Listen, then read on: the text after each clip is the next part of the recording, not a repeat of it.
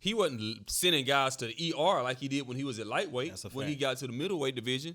But Manny Pacquiao came up 40 pounds. It was still Thomas Hitman Hearns was 6'2", right? As a welterweight, knocking dudes through brick walls. 90 pounds, right? Went up from welterweight, which is 147, 154 was junior middleweight, 160. 168, 175. He literally jumped from 154 after he lost to Hagler, went back down to 154. Oh no, he stayed at 160 and jumped up to 175 to fight Dennis Andres for the light heavyweight championship of the world. Scored a knockout at light heavyweight. Took more punches because from 147 to 175, those dudes are bigger. They can take better punches. Yeah. Your punch ain't carrying the same tune. Now that's a dude 6'2", right? Who went from 147 to 175. Now you talking about a dude who's 5'6". He was long. He hit you from across the ring. You talking about a dude 5'6". Yeah. Who goes from 106 to 147, and you hitting harder in 147? Like it was suspect. And so what Floyd said was, take the Olympic style drug. So and when he wouldn't do it, a lot of people, and all of a sudden, somewhere around that same time, he stopped scoring knockouts. Yeah. So. Is Manny one of the greatest of all time? Absolutely. Yeah. But I like Manny. I'm just saying. I like Manny. We probably could have had that fight sooner if he would have taken the Olympic style drug test. You know what though? I want to go back to this too. I want to go back to ambition, right? Mm-hmm. And you got to be careful what you say and what you feed to these boxers. Yep. Right? Mm-hmm. Because I actually know that they was trying to Deontay Wilder Terence Crawford. They didn't want to give him the shots that he deserved. He what, 39? Oh, no. Yeah, 39 fights? Yeah. 31 knockouts? That was politics. Now, that's that Deontay Wilder shit. That was because he was still with Bob Arum. They was trying to blackball him. And everybody else had moved on. And they were all under the same camp. I remember it was the camp. I don't know if it was a Heyman Mayweather camp or whatever camp that Spence and all the other guys were with. It was a welterweight fight on ESPN, right? ESPN is anti-Bob Arum, and during that fight, they put a list of here are all the other fellow welterweight belt holders, and they didn't put Terence Crawford on the list. And somebody was like, "Come on, man! Like, why y'all carrying?" That's what I'm saying. But yeah, they did. And that's one of the reasons why Terence had to make the decision to let Bob, I've gone as far with you as I can. I thank you for everything. He signed a PBC now. Yeah. Yeah, he signed a PBC now. Yeah, that's who they with, PBC. Yeah. So yeah, that And I just want to say this too. And this coming straight out of Floyd Mayweather's mouth, because a lot of y'all think that y'all ain't doing business with Floyd Mayweather. Y'all want to trying to talk down on Floyd Mayweather. Yeah. Floyd Mayweather said, if you doing business with PBC, you doing business with Floyd Money Mayweather, baby. That's what he said. Yeah, I mean, prove him wrong.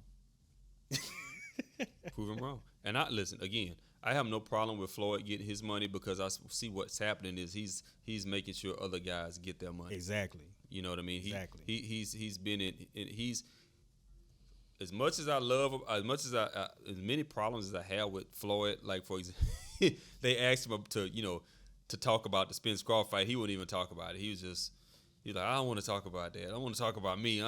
That's what it seemed like. I saw that. He didn't want to give him any call. Like, come on, Floyd, let me hear what you got to say about the fight. He just wouldn't even. He wouldn't even. You know what? I never really heard Floyd talk about fights like that. Well, he is. Again, I love what he's done for the sport. I love how he's won in the sport. But he is self-absorbed, bro. Floyd Mayweather loves himself some Floyd. You think he a little narcissistic? A little bit. You think he a little narcissist? A little narcissist. Bro. He's but you know what? I said that, but I say this. He put in the work. Floyd say. He put in the work. That dude will wake you up in the middle of the night, be like, let's go to the gym. Hey, Floyd say, because I watched that same interview you watched. Yeah. He say, they was talking about Terence and Errol Spence. He say, well, when you mention Ali, when you mention Sugar Ray Robinson, when you mention these other guys, and you mention me, why they mentioning me for? Hey, he's in the number, man. Hey man, that man the greatest He- of. Hey, look, I ain't he's never in the- seen nobody better. He's I say he's in my top 5. Yes, He's in my top he 5. in the top 5. Hey man, you know who I love? And I got on him late. Willie Pep. Willie Pep's in my top 5.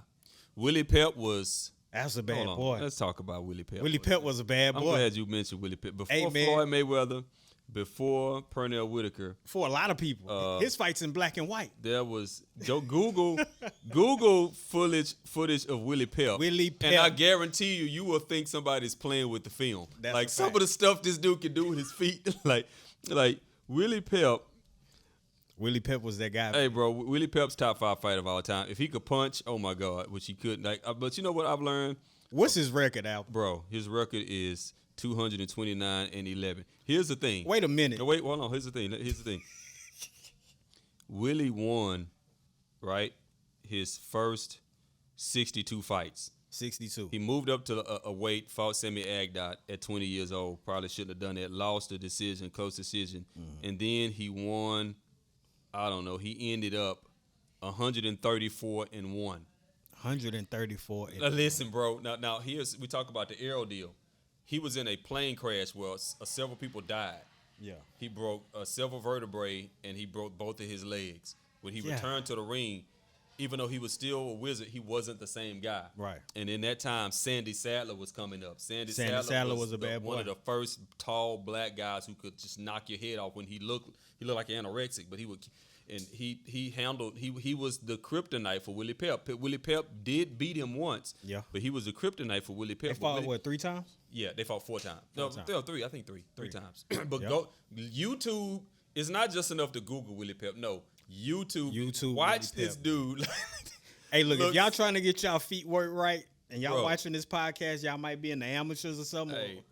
Willie Pep. Watch this. Watch Willie Pep look so like. There's certain fighters who like, and it's funny watching MMA now, right? Because MMA technically, when you think about MMA right now is in the Jack Johnson, Jack Dempsey days. Like, but like 50 years from now, we're gonna be like, man, remember Anderson Silva back when we were coming there? But that's how MMA is still Anderson a young Silva a bad sport boy, in too. comparison to boxing. Yeah. Like, but there are certain people that you see, like Anderson Silva, like George St. Pierre, that show up to this because in mixed martial arts used to look like just John an after Jones. School, it used to look like an after school fight. Yeah. Right, and then all of a sudden, here come these guys like Anderson and Chuck Liddell, Crafty. and George St. Pierre, and all of a sudden the sport leaped about 40 years forward. Willie Pep was one of those guys that like pushed the sport. Benny Leonard, Jack Johnson, Willie Pep.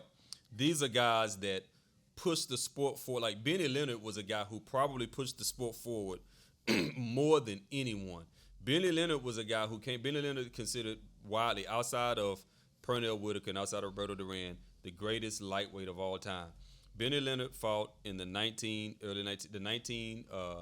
1920s, the teens in the 20s. Couldn't be beat in his prime. Now Benny Leonard leaped the sport forward in this way. Boxing, you got to understand, boxing in those days were the bell rang, you came together, you circled around each other, you stayed like right in each other's face, Right. and you like either held each other and hit with one hand, or you Right. tried to throw some punches, or Right. Benny Leonard was the first guy who said, "All right."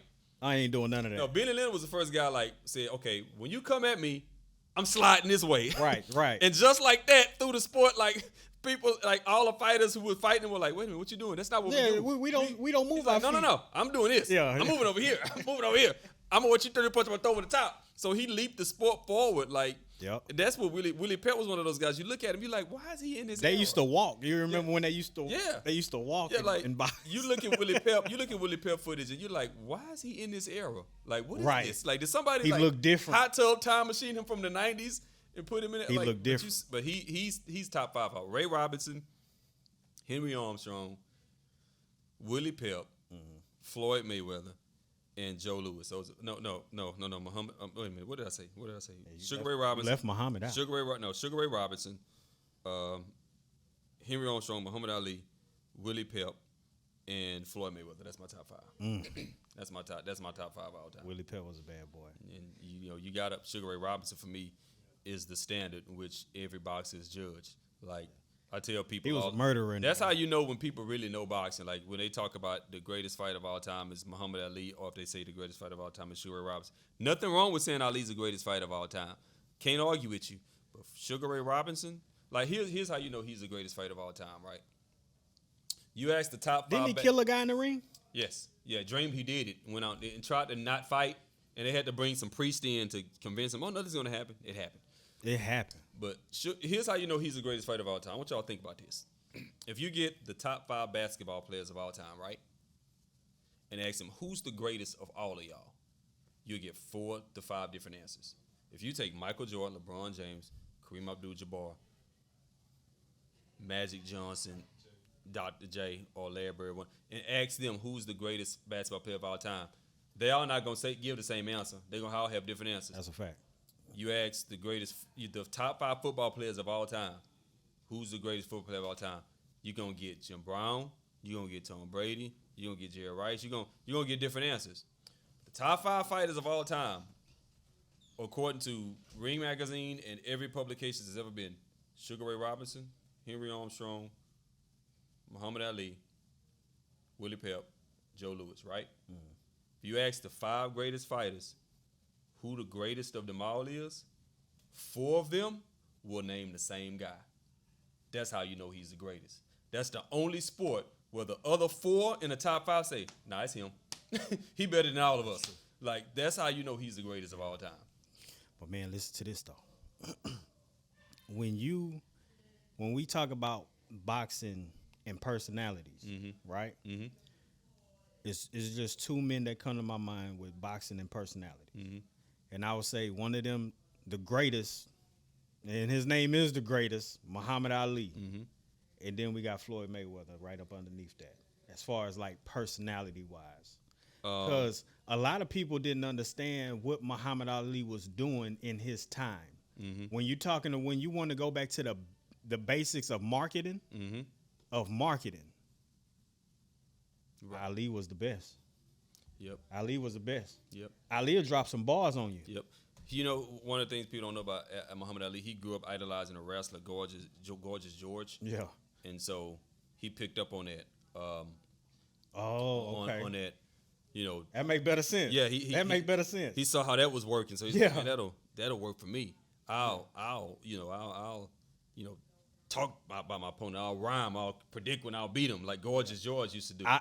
Ali said, man, I turned off the light switch, mm-hmm. and I was in my bed before the lights went out. Man, Muhammad Ali was charismatic.